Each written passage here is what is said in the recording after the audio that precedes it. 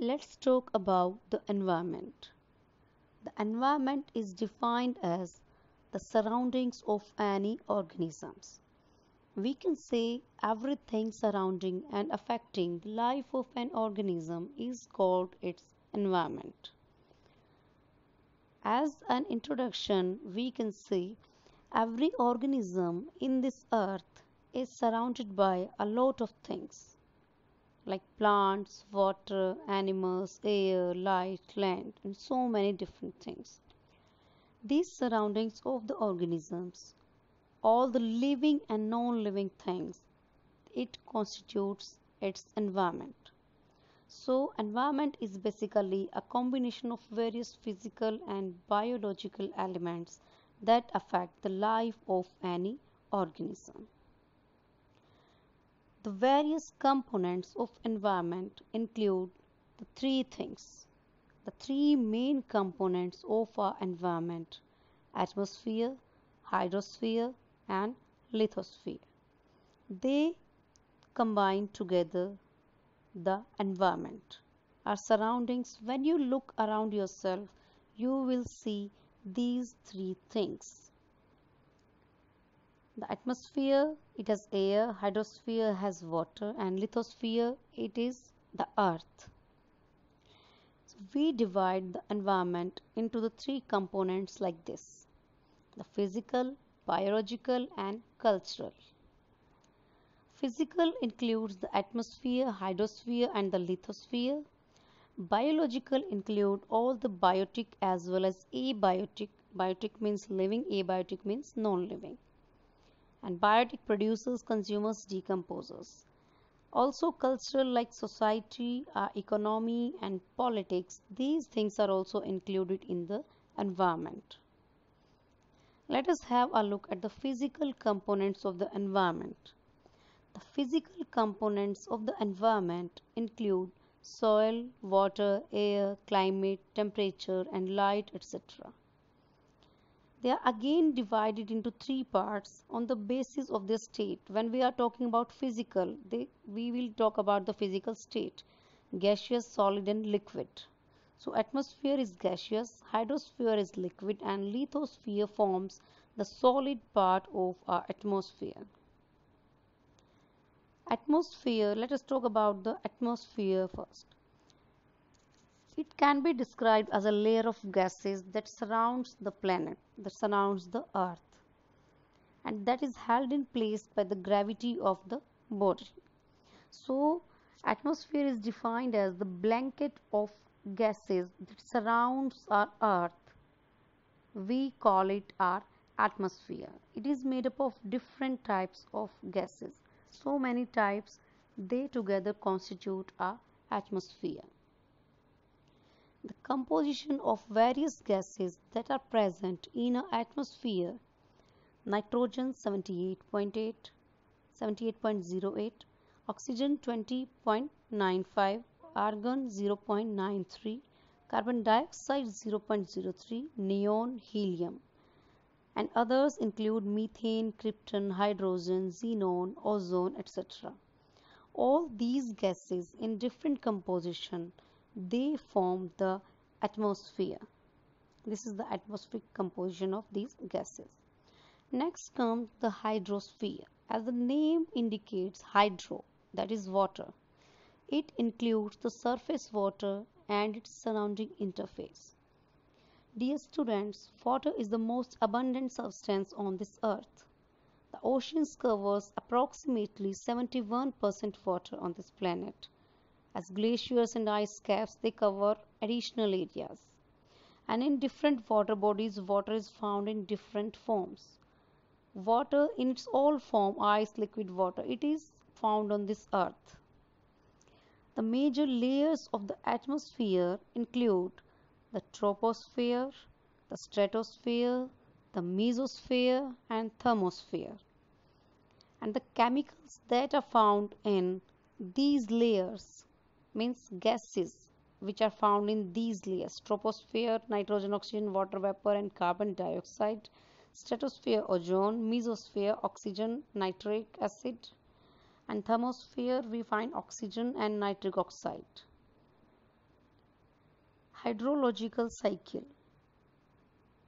It takes place in the hydrosphere. In the atmosphere, I can say these are both connected. The water from the water bodies after evaporation reaches the clouds. It forms the cloud, and the cloud, firstly evaporation takes place, then it forms the cloud. And there, when the cloud is not able to hold the water formed due to condensation, then they throw the water on the earth again in the form of rain. So it forms the hydrological cycle. Next come the solid part of the environment, that is a lithosphere. It is the outer boundary layer of solid earth and the discontinuity with the mantle. We know that Earth's surface has three main parts: the crust, mantle and core. So we are living on the which part we are living on the earth? Crust. It is very well known to all of us. So let us have an outline of the earth layer. So you can see the crust, mantle and core in this picture. The lithosphere, it is present on the crust part. The crust and uppermost solid mantle, they makes a lithosphere. After that, you can see the mantle and the core. It is the innermost part of the earth. We call it the core. So lithosphere, it consists of crust, mantle and core. Next come the biological components of our environment. And in our environment, the biological components, they are of two types: abiotic and biotic. Abiotic means all non-living parts of the environment like soil, air, water. And biotic, they constitute all the living parts like human beings, plants, animals, insects. All living organisms, they constitute the biotic part of the environment. Abiotic components, as I told you, the non-living chemical and physical factors in the environment, they constitute the abiotic. Abiotic, they can have enormous impact on the evolution. They are having great impact on the biotic factors. We are dependent on them. For example, temperature, light, sunlight, pH, soil, we depend on all of them. So they are also an important part of our ecosystem or environment, I can say. Next come the biotic components, that are the living components. They are mainly classified into three types. They are formed of three types of organisms, which we call producer, consumers and decomposers.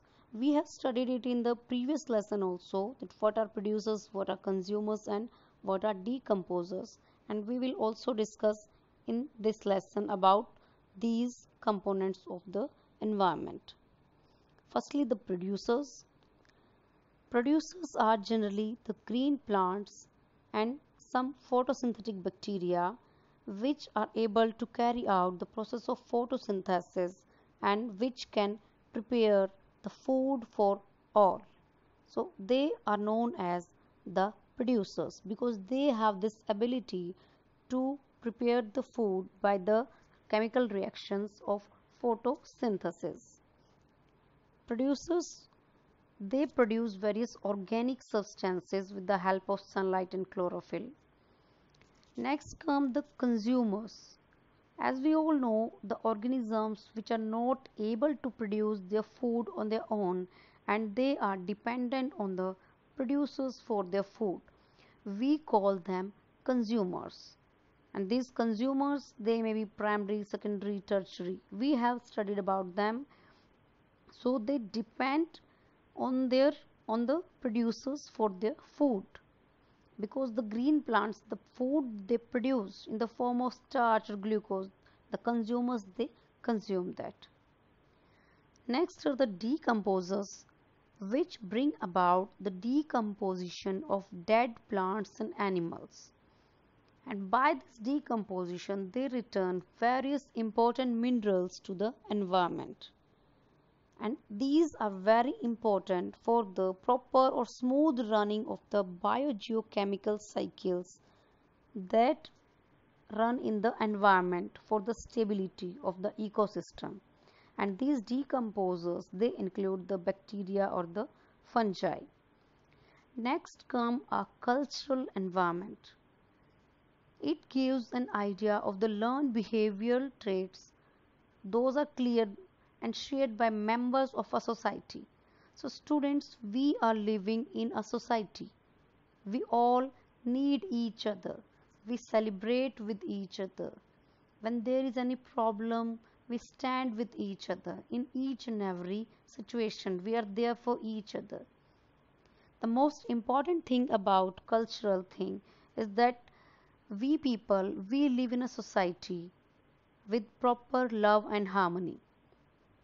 So this is also an important part of the environment, that we should live with all in a proper harmony and with peace with each other.